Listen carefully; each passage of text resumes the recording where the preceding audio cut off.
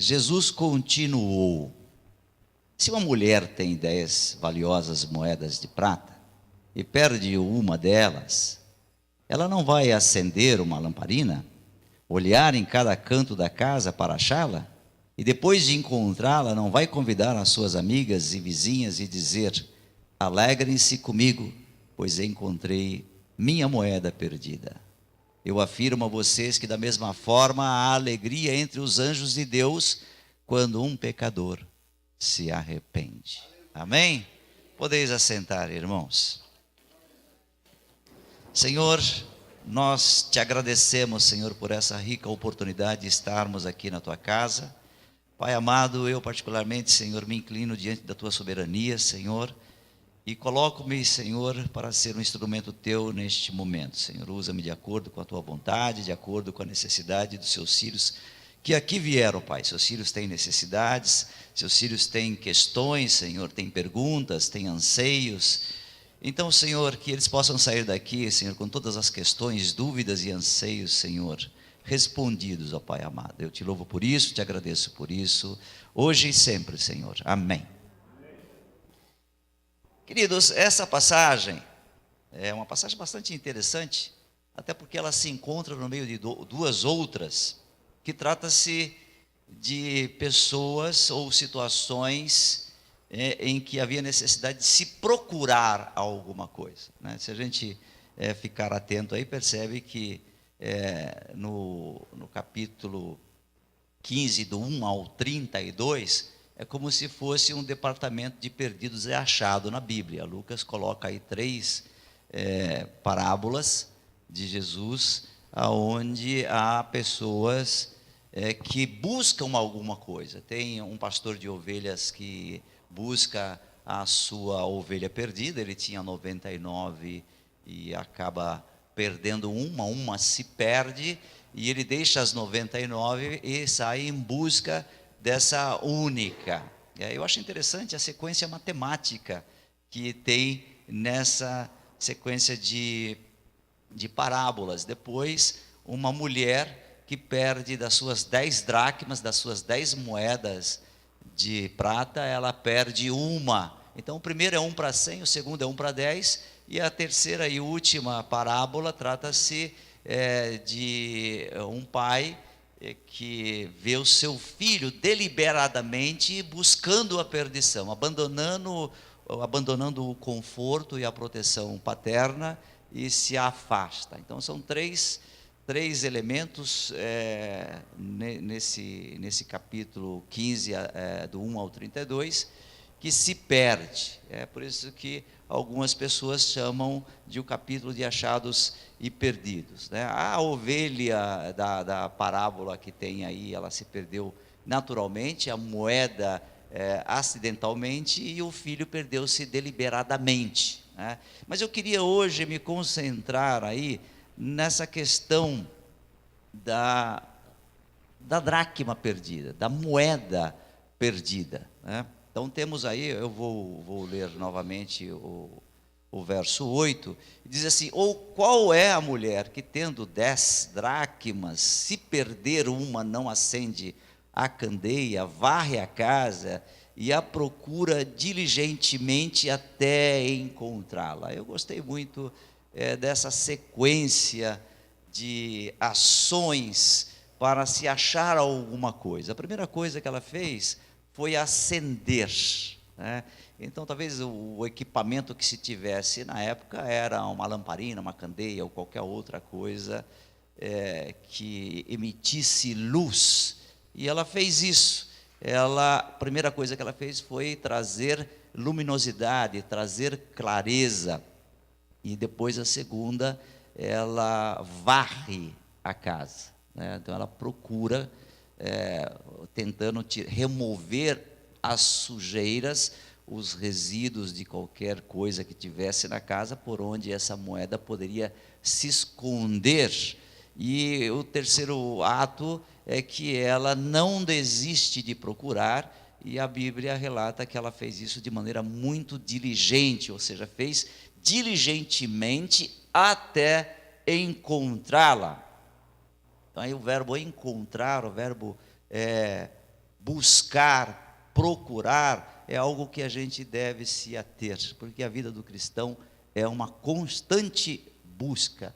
E a partir do momento que ele deixa de buscar com diligência, ele deixa de encontrar também maravilhas, bênçãos, soluções para a sua jornada ao longo dessa vida. Então atente-se ao verbo encontrar, ao verbo procurar. A gente vai continuar desenvolvendo esse nosso raciocínio aí. Em Lucas 15, no verso 20, tem um fato também interessante, porque trata-se daquele momento em que o filho, que havia, em algum momento da sua vida, abandonado a proteção paterna, ele tinha direito a uma herança e ele decidiu antecipar, fazer um adiantamento. Chegou para o pai e falou: pai, olha, eu quero aí o que é a minha parte na herança, porque eu preciso buscar o mundo aí, eu preciso buscar o meu lugar. Talvez esse lugar aqui é muito pequeno para mim, essa cidade é muito pequena para mim, eu não vejo espaço para crescimento. Eu não sei qual foi o argumento que ele utilizou no contexto da época, mas certamente ele manifestou um descontentamento muito grande, e o pai mesmo contrariado, porque nenhum pai, nenhuma mãe gostaria de ver os filhos abandonando o cuidado e a proteção paterna, a proteção materna. Provavelmente o pai se sentiu desconfortável, mas como o amava muito, deixou o filho ir. O filho teve alguns dissabores ao longo dessa jornada, perdeu tudo, sofreu, teve que inclusive se alimentar das bolotas que algum patrão dele usava para alimentar os animais, os porcos, e ele em algum momento, pensou, seria melhor eu voltar, né? Mesmo que não fosse com os direitos de filho, mas que eu tivesse pelo menos os direitos de um empregado de meu pai. E no versículo 20, é muito sutil, mas vale a pena a gente prestar atenção. Eu vou ler para os irmãos a postura do pai. A postura do pai quando recebe ele de volta. Esse filho perdido decide voltar, e vamos ler em Lucas 15, 20. E levantando-se foi para seu pai. Vinha ele ainda longe, quando o seu pai o avistou, e compadecido dele, correndo, o abraçou e beijou. Olha, preste atenção, para esse vinha ele ainda longe. Então isso daí evidencia o olhar atento de quem procura algo. Quando o filho saiu e foi embora, o pai nunca perdeu a esperança de tê-lo de volta. A Bíblia mostra isso nessa pequena frase: vinha ele de longe, ainda estava longe, distante, mas o pai já sentia e esperava, estava lá. E eu não sei quanto tempo o pai ficou lá, olhando para aquele espaço, ou para aquele caminho aonde ele não divisava ninguém ainda vindo, mas o pai nunca perdeu a esperança de ter o filho de volta. Da mesma forma, o pai nunca perde a esperança de termos nós, com total dedicação, nós completamente ligados no trono da graça. Que algumas vezes a gente procura alguns atalhos, algumas vezes a gente se perde na nossa caminhada e nos afastamos da proteção divina. Mas o pai nunca perde a esperança de ter você embaixo da sua proteção divina, porque o desejo e a vontade dele é continuar te abençoando como ele sempre quis te abençoar, é continuar te protegendo como ele sempre quis te proteger, é continuar fazendo você prosperar como ele quis sempre te fazer prosperar. Esta é a vontade do pai, e ele anseia para que isso aconteça na sua vida. Mas voltando um pouco a essa questão dos achados e perdidos, né? Vamos voltar para a parábola da dracma perdida, lida no início, Lucas 15, 8 a 10, e eu vou relê-lo. E qual é a mulher que, tendo 10 dracmas e perdendo uma dracma, não acende a candeia e não varre a casa buscando com diligência até encontrá-la? E achando, reúne as amigas e vizinhos, dizendo: alegrai-vos comigo, porque achei uma dracma que eu havia perdido. Assim, digo-vos, há alegria na presença dos anjos de Deus por um só pecador que se arrepende. Bom, vamos entender o que é uma dracma. Eu sei que para alguns de vocês, dracma é uma moeda grega, e realmente é uma moeda grega, uma moeda de prata. Ela tem uma equivalência com outra moeda citada na Bíblia, que é o denário. Uma dracma é igual a um denário, e seria o equivalente à paga de um dia de trabalho. Vamos imaginar o seguinte: ontem eu tive a diarista que foi em casa arrumar a casa, limpar a casa, e ela cobrou R$ 150. É o preço dela. Eu não pechinchei nada, tá bom? Foi ela que cobrou e eu paguei. Eu não sei se está caro, se está barato. Eu achei justo, porque eu não gosto de ficar limpando casa, varrendo casa, lavando louça. Esse negócio não é comigo, então eu prefiro pagar, né? Ainda mais nesse frio, colocar a mão na água gelada. Então eu paguei. Então eu acredito, guardado as devidas proporções, aí, que um dia de trabalho, nessa época, é muito equivalente ao que a gente se paga hoje por um dia de trabalho, né? Existe uma coerência na economia mundial, independente das épocas. Um trabalho aqui não é considerado um trabalho de qualificação, onde houve um investimento grande em educação, na compra de livros, como o trabalho de um médico, de um advogado, ou de um outro profissional, um arquiteto, um engenheiro. Então, essa paga naturalmente é mais cara, mas do trabalhador comum, eu acho que essa moeda que a mulher perdeu, ela tinha uma equivalência, até por ser de prata, de aproximadamente, nos dias de hoje, de R$ 150. Ora, se você tivesse 10 moedas, né, ou seja, um valor de R$ 1.500, e perdesse uma, você ia, deixa para lá, né? Não, né? 150 dá para fazer um monte de coisa, né? Dá para, inclusive, chegar perto de encher o tanque de combustível do seu carro, se ele for a gasolina, né? Se for álcool, provavelmente você... também dá para ter um belo almoço, né? Dá para comer uma bela picanha aí. Eu acho que, então, ela se preocupou em achar e procurou com bastante diligência. Mas vamos pensar em outra coisa, não na questão econômica, mas vamos pensar na questão do que o mestre, o que Jesus queria dizer com esta coisa da dracma perdida. A dracma tinha um valor, né? Mas vamos transferir isso para a nossa vida espiritual, dos valores espirituais que eventualmente a gente perde.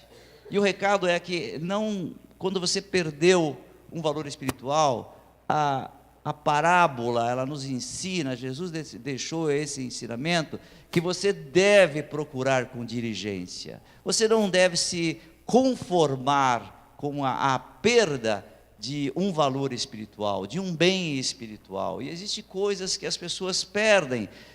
Vamos transformar esse valor, por exemplo, em fé. Existem pessoas que estão perdendo a fé, estão perdendo a esperança, estão perdendo ou deixando de utilizar um talento que ele tinha ou tem na obra, estão perdendo o compromisso com Deus, estão perdendo a intimidade, a comunhão com o Senhor, estão perdendo a persistência na leitura bíblica, estão perdendo e gastando o seu precioso tempo, ou seja, perdendo tempo com coisas que não agregam a sua vida espiritual e a sua vida emocional. Essas são as perdas que muitos de nós temos, e essas perdas, elas nos empobrecem espiritualmente. Assim como essa senhora, se ela não procurasse, no contexto econômico, ela teria aí um prejuízo. Era 10% que ela estava se descapitalizando, perdendo valor. Mas na vida espiritual, não é só 10%. Um pequeno valor, ele pode fazer com que você tenha perdas significativas, inclusive na sua vida pessoal. Um pequeno valor. O perder a esperança, por exemplo, no momento em que a gente vive, que é um momento de dificuldade econômica, dificuldades financeiras para a nação, e provavelmente para cada um de vocês, né? A gente tem acompanhado aí que a queda do produto interno bruto, do PIB, tem sido uma constante, e isso significa que a renda per capita, por cada brasileiro, diminui, então a gente tem menos dinheiro, a gente tem menos poder de compra. Mas não é dessa perda que eu estou falando, eu estou falando de uma outra perda. Quando a gente perde num momento como esse a esperança em Deus, nós ficaremos muito mais pobres. Quando a gente perde a persistência, a insistência de lutar por algum objetivo, por aquilo que a gente anseia, a gente fica mais pobre. E o recado de Deus hoje para você é o seguinte: olha, não desista, não perca a fé, não perca a esperança, não perca a intimidade e a comunhão com Deus. Não desista de gastar tempo na leitura da palavra. Não perca uma oportunidade de estar na casa do Senhor aprendendo. Então esse é o recado. Então como que a gente pode fazer? Qual é a orientação hoje para os queridos? Uma dracma sumiu? Olha, e tem dracmas na vida da gente que necessariamente não é a fé, a esperança, a comunhão, né? São outras. Vamos imaginar que você está sentindo no ambiente aonde você convive que a dracma da paz, ela sumiu. Você sabe quando você perde a dracma da paz, o valor da paz, como é que fica a tua vida? É um transtorno, a gente não consegue nem dormir direito, a gente não sente paz. Existem conflitos em todos os momentos, nós ficamos com o espírito armado e sempre na defensiva, preparados para se defender com pedras na mão. Isso é quando a gente perde a dracma da paz. Eu não sei se você já teve a oportunidade de interagir, de encontrar alguém que perdeu a dracma da paz, né? Ele vem com agressividade. Quando a gente perde a dracma da alegria, a gente acorda de mau humor, né? E você sabe quando você acorda de mau humor, o dia é um desastre, né? Porque tudo dá errado. O dia que você está de mau humor, já começa assim, né? Você levanta, na hora que você está contornando a cama para ir pro banheiro, você tropeça, e sabe aquela unha que está encravada, que está inchada? Você sabe onde ela bate? No vértice do pé da cama, né?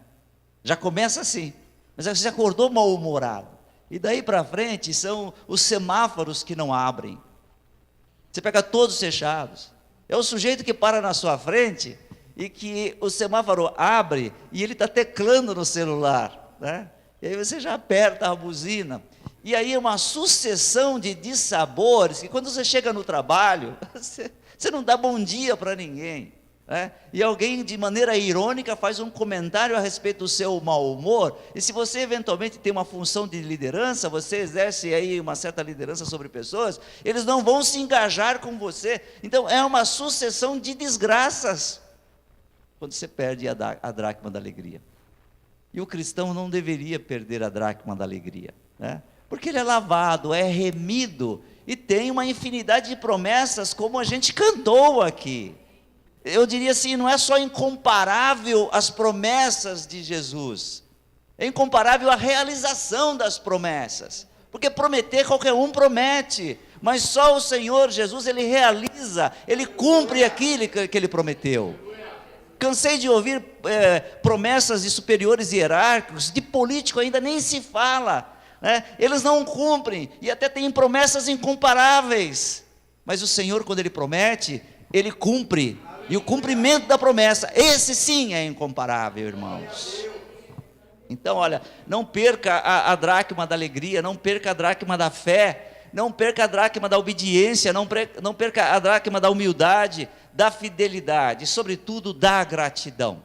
Agradeça sempre.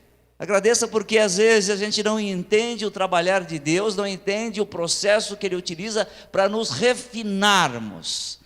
O ouro é purificado no fogo. Eu já tive a oportunidade de pregar outras vezes aqui. A pérola, Como que ela se constrói aquela preciosidade? É com um grão de areia, é o nácar, aquela resina daquele molusco que gira, fica colocando em torno da pérola para se proteger daquele grão que machuca e que fere, e de repente você tem lá algo precioso. Nós não entendemos muitas vezes o trabalhar de Deus em nossas vidas, a gente passa por adversidade sim, mas Ele quer te purificar, Ele quer te transformar numa pessoa melhor, né? Algumas vezes a gente já faz uma espécie de autoavaliação e nós nos achamos, eu sou o cara, né?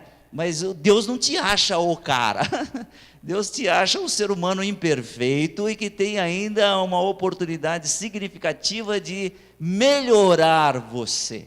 E algumas vezes Ele coloca você em algumas situações, Ele permite que você passe por algumas situações para que você aprenda. Então, algumas vezes, situações que a gente atravessa hoje, é porque no futuro você vai ter muito mais desenvoltura para atravessar uma situação semelhante a essa que você está atravessando hoje, e que eventualmente você até reclama. Ah, meu Deus, não é possível, né? Eu já encontrei pessoas, e olha, não só encontrei, como já falei também em situações onde eu enfrentei adversidades.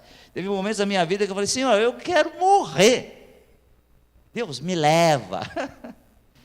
Aí eu não entendi o que Deus queria comigo, né? Ele queria me lapidar, Ele queria que eu fosse uma pessoa melhor, e a única maneira de eu me tornar uma pessoa melhor era atravessando aqueles momentos difíceis, aquelas adversidades. Então Deus tem coisas boas para você, mas talvez Ele queira que você pense hoje, qual é a dracma que eu perdi? Qual é a dracma que eu devo recuperar? Qual é a dracma que eu devo procurar? Eu falei diversos adjetivos aqui, diversas situações aonde pode ser caracterizada a perda de uma dracma, mas eu queria me aprofundar mais no contexto, sair um pouco dessa coisa da filosofia, da felicidade, alegria, fé. Eu queria transformar isso em algo mais pragmático, algo mais do seu dia a dia. Sabe o que é uma dracma que pode atrapalhar muitas vezes a sua vida?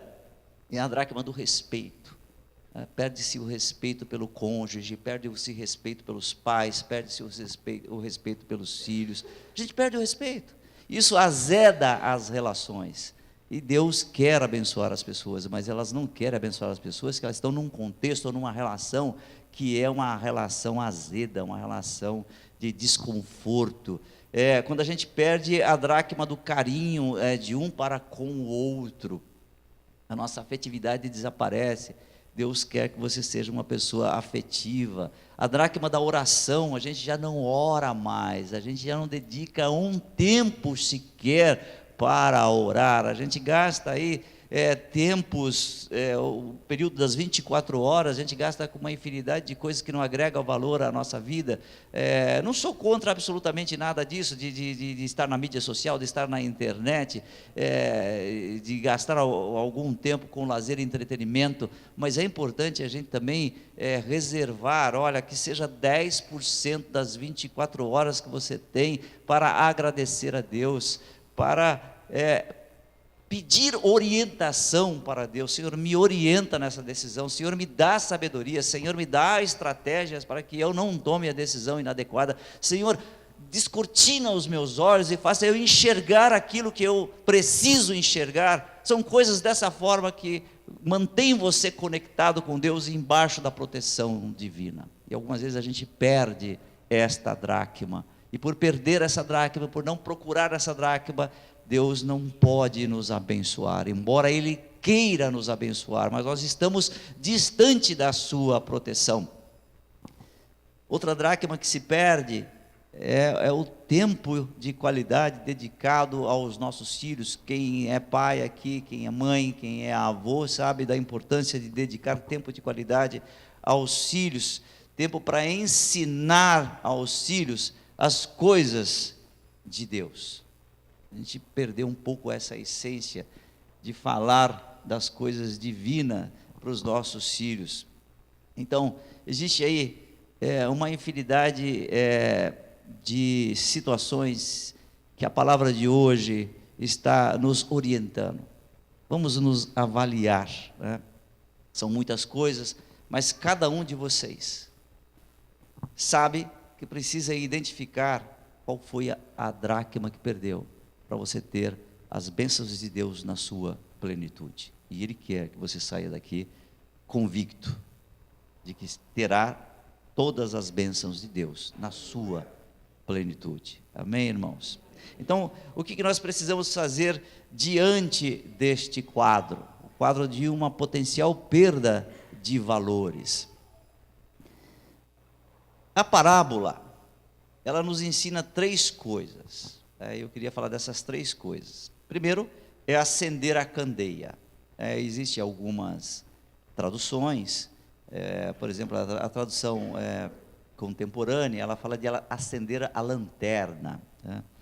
Então, na tradução mais conservadora, assim, que usa uns termos mais rebuscados, que é a tradução do Almeida, diz acender a candeia. Então, essa é a primeira coisa, acender a candeia. Depois, varrer a casa. E, em seguida, sair à procura. São 3 coisas que a gente deve fazer, orientados por esse ensinamento de Jesus. Acender a candeia, varrer e sair procurando, sair de maneira diligente. Nós devemos fazer isso daí. Então, o que é acender a candeia? Acender a candeia, eu queria convidar você depois a refletir, não precisa abrir a Bíblia agora, mas só lembre, Salmo 119, versículo 105, o Salmo 119, o verso 105 do Salmo 119, onde diz assim: lâmpada para os meus pés é a tua palavra, e luz para os meus caminhos. Vocês entenderam aí o que é acender a luz? O que é pegar a candeia? Algumas decisões a gente tem que verificar. Qual é a coerência da nossa decisão, da nossa ação, do nosso comportamento com a palavra, a luz. Então a gente não deve perder oportunidades de aprender sobre a palavra. Eu sei que está cada vez mais difícil o hábito da leitura. Não estou falando nem da Bíblia, eu estou falando da leitura de uma maneira geral. Eu sou professor, eu sou educador, e me entristece muito, quando eu vejo as estatísticas de venda de livros no país. São muito baixas, é uma média de 0,3 livros por habitante no país, ou seja, não tem um livro inteiro, completo, no país.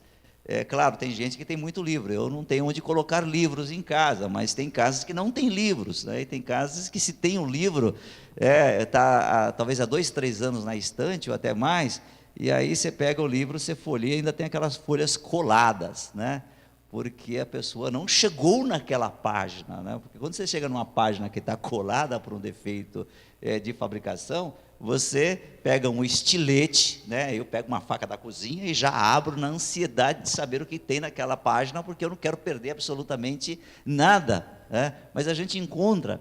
Você sabe o que é desagradável? Você pegar a Bíblia de um cristão, que ele te emprestou para você ler, aí você vai numa página, num livro da Bíblia, e aí está colado também a página. Significa o quê?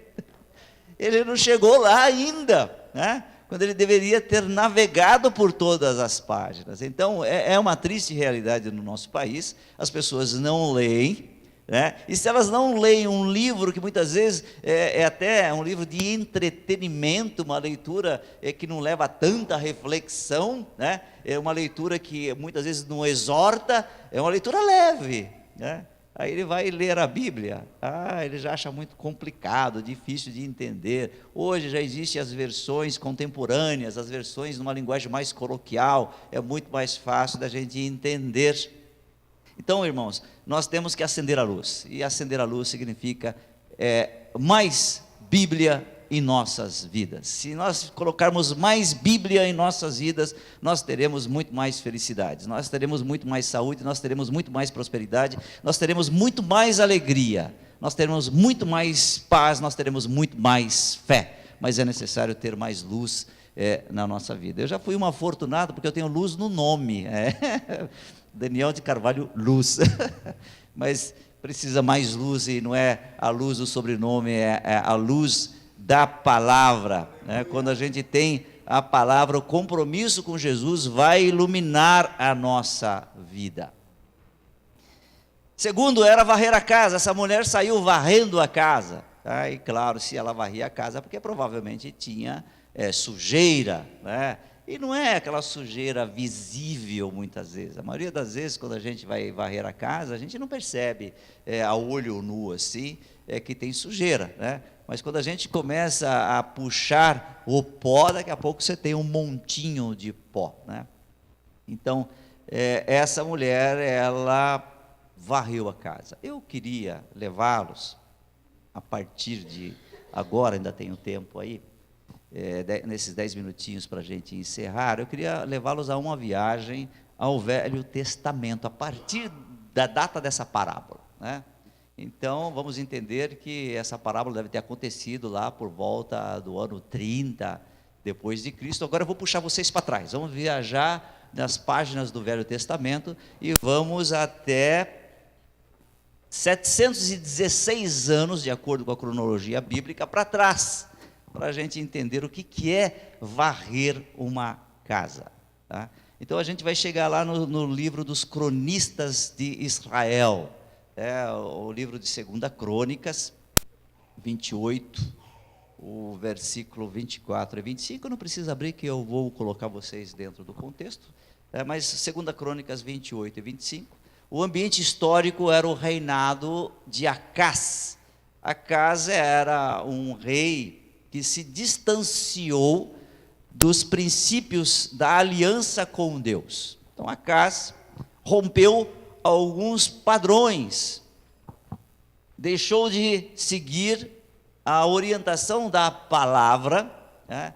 Então eu vou ler aqui 2 Crônicas 28, 24, capítulo 28, verso 24 a 25, que diz assim o verso 24: ajuntou Acás os utensílios da casa de Deus, fê-los em pedaços e fechou as portas da casa do Senhor e fez para si altares em todos os cantos de Jerusalém. Também em cada cidade de Judá fez altos para queimar incenso a outros deuses, assim provocando a ira do Senhor, Deus de seus pais. Se nós continuarmos a leitura, lendo 26 e 27, a gente vai entender que Acás morre. Claro, ele teve um reinado longo, mas acabou morrendo. E quem herda o trono é o seu filho Ezequias. Ele assume e herda o quê? Uma casa suja, porque o pai sujou a casa, o pai contaminou a casa, contaminou o reinado. É muito difícil quando a gente herda algo sujo, algo que não está correto, algo que já vem destruído. Um exemplo bem prático é a nossa nação. Tivemos recentemente uma transição de governo temporária e esse sujeito herdou uma casa suja, né? E Ezequias, ele assume a casa onde tinha uma nação protagonizada por uma decadência moral deixada pelo pai, uma decadência espiritual, porque o pai tinha criado altares para outros deuses na nação, né?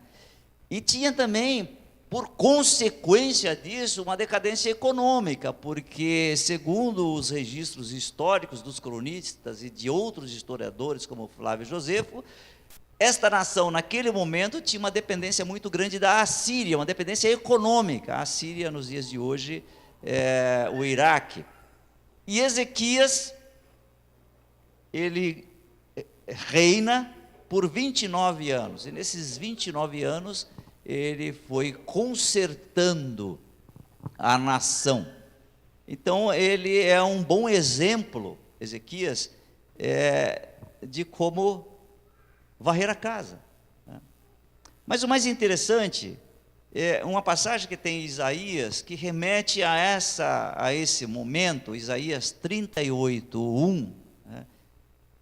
O profeta Isaías, capítulo 38, verso 1, diz assim: naqueles dias, Ezequias adoeceu e esteve à morte. A morte rondou Ezequias, ele estava com uma doença mortal.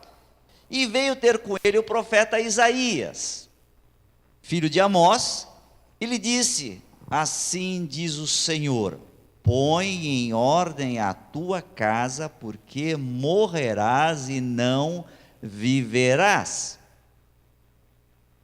Olha o recado. Põe em ordem a casa. Vamos dar uma varrida na casa. Por muito tempo eu trabalhei na área de qualidade. E eu aprendi, até por conta da formação técnica, formação na área de engenharia, eu aprendi alguns conceitos de qualidade. E tem um conceito que veio do sistema, do modelo industrial da Toyota, que é um modelo hoje consagrado como um modelo de produção mais produtivo e de alto nível de qualidade. Veio uma frase que foi idealizada por um dos mentores desse modelo industrial, desse modelo bem-sucedido japonês, um sujeito chamado Kaoru Ishikawa.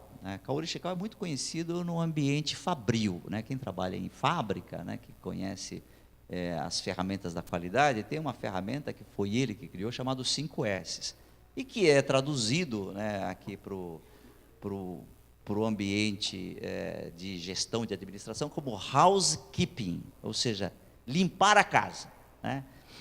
Eu acho que o Ishikawa deve ter aprendido com Ezequias, né? Eu não sei, porque a sequência que o Ishikawa montou, que é uma sequência correta para você fazer uma limpeza de casa, foi exatamente a sequência que Ezequias utilizou, né? E os elementos básicos de uma limpeza de casa, nesse modelo de qualidade, você deve identificar o inútil, deve eliminar o inútil, deve colocar em ordem o que sobrou, promover uma limpeza das coisas que sobraram, e depois manter a coisa limpa, né? Então, isso basicamente é o que se aprende quando você vai estudar o modelo de produção que os japoneses gostam muito. Mas a Bíblia já ensinava isso, né? Antes deles se tornarem uma grande nação industrial e econômica, a Bíblia já ensinava que para você botar a casa em ordem, depois eu vou ler todas as passagens da Bíblia, você deve identificar aquilo que é inútil, eliminar o inútil, colocar em ordem aquilo que sobrou, promover uma limpeza e manter isso limpo. Vamos lá, querido, vamos pensar o seguinte: o que é identificar o inútil nos nossos corações? Não tem coisas nos nossos corações que impedem a gente de ter uma manhã de alegria? Não tem coisas que muitas vezes impedem de nós ascendermos, de nós subirmos na vida? Eu sempre digo que a vida é uma jornada e ela não é descida, ela é subida. O cristão está caminhando para onde? É para cima que o cristão caminha. Só que se ele tiver um peso muito grande aqui dentro, como é que vai ser essa caminhada? Vai ser ligeira, vai ser rápida, vai ser ágil? Vai ser uma caminhada que muitas vezes são 2 ou 3 passos para frente e o peso te puxa para trás e você muitas vezes recua. E essa jornada vai ser muito mais cansativa. Você já não teve situações assim, onde você dá 4 ou 5 passos para frente e de repente está recuando, né? De repente você se vê numa situação muito confortável, muito boa, bom emprego, os relacionamentos estão muito bons, a situação está muito legal, e daqui a pouco tem um caos na sua vida, 2, 3 passos para trás, tem que começar de novo. Sabe o que pode acontecer nessa jornada espiritual, nesse caminhar da nossa carreira, quando a gente carrega muito peso? E a palavra hoje é: varre a casa, bota a casa em ordem. E o que é peso no nosso coração. Eu vou falar de alguns pesos que eu já carreguei. Raiva, sentimento de vingança, sentimento de ódio, sentimento de desconforto, por você ver alguém que não está se empenhando tanto quanto você, e ela é promovida, ela prospera, ela consegue. Esse sentimento de desconforto chama-se inveja. E você sabe que todos nós temos a possibilidade de ter nos nossos corações esses sentimentos? A raiva, a indignação, o desconforto com o progresso alheio. Então, queridos, algumas vezes é necessário a gente limpar. E o detergente adequado para você dar essa limpada, a vassoura adequada, chama-se perdão. Não existe outra maneira de você limpar o coração, de remover a sujeira, se não for perdoando. Eu sei que alguns de vocês podem estar pensando, cara, mas é difícil eu perdoar aquilo. Não dá para esquecer um negócio desse. A gente não está pedindo para você esquecer. A palavra diz que você deve perdoar. E perdoar é você abrir mão do seu direito de fazer a sua justiça e entregar para a justiça divina. E Ele sabe como fazer. Então, perdoe. O processo de varrer a casa começa quando a gente começa a perdoar. Varrer a casa também significa, muitas vezes, a gente se libertar de algum hábito que não está contribuindo para que você seja um cristão na sua plenitude. E às vezes a gente tem hábitos que macula o nosso cristianismo. O que é ser cristão? É seguir os passos de Cristo, é seguir a doutrina da sua palavra. E algumas vezes a gente pode não estar seguindo porque tem algum hábito que macula, que mancha, e aí a gente não tem o progresso que deveria ter. Vamos ler, vou ler aqui a sequência do que Ezequias fez, para que a gente aprenda e possa varrer a casa. Ezequias é registrado lá em 2 Crônicas 29 e 31, eu vou ler aqui o 29, do 5 a 11, quando ele diz assim, ouvi-me, ó levitas, santificai-vos agora, e santificai a casa do Senhor Deus de vossos pais, e tirai do santo lugar a imundícia. Ou seja, ele está pedindo para tirar qualquer tipo de coisa que não combina, que não é coerente. Aqui ele usa um termo muito forte, ele usa o termo imundícia, mas tudo aquilo que macula, que mancha a nossa relação, que impede a nossa relação com Deus, é algo que é imundo. E ele diz para tirar tudo isso, tirar a raiva, tirar, aqui eram os ídolos, mas tirar muitas vezes os hábitos, o rancor, a ira. E no 6 ele diz assim, 2 Crônicas 29, agora no verso 6, porque nossos pais prevaricaram e fizeram o que era mal perante o Senhor nosso Deus, e o deixaram desviarem o seu rosto do tabernáculo do Senhor, e lhe voltaram as costas. Também, no versículo 7, fecharam as portas do alpendre, apagaram as lâmpadas e não queimaram incenso, nem oferecer holocausto no santo lugar de Deus de Israel. Então, queridos, o recado hoje é, vamos avaliar, se a nossa vida não requer um ajuste, uma limpeza, e a gente procurar aquilo que foi perdido. E o que foi perdido, cada um de vocês sabe, se foi a tua fé, se foi o teu cuidado, se foi aquela relação que a gente tinha logo que se converteu, aquela coisa do primeiro amor, e depois o tempo vai passando, a gente vai esfriando, vai se distanciando da sã doutrina.